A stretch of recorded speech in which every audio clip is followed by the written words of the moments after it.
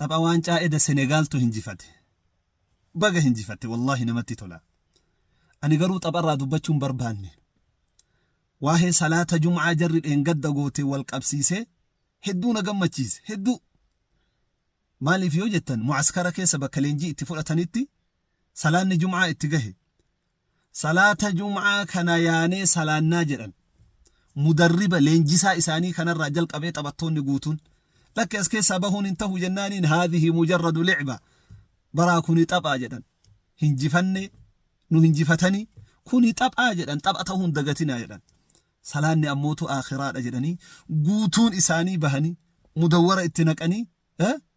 salaata jum'aa dhaqanii salaatanii addunyaan guutuun dinqisiifattee wa akka waan ajaa'ibaatti irraa haasawaatiin hin jiran kana islaama jechuun akkana anaafiyaatti osoo walgahima xiqqaa wahii keessa jaarsummaa keessa illee osoo jiraanne osoo qoyaa salaanni ganaadha hin geenne qoyaa xiqqishu jedhamee osoo jennu salaanni nu jala tara garuu jarri tapha Afrikaa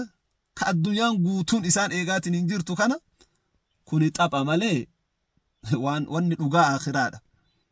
dalagaan dhugaa dalagaa aakhiraati jedhanii achumatti dhaabanii kara salaata ofii deemanii salaatanii deebi'an bahanii salaatuun isaanii suni qaama isaaniitti waan miidhaa fideen qabu nagahaan hinjifatanii waan caallee ol kaasan waa hedduutu irraa baratama kana qofaa miti nama miiqatu ka jara dinqisiifatu sababa jaraa kanaan salaata jalqaba akkasitti ilaalaa isin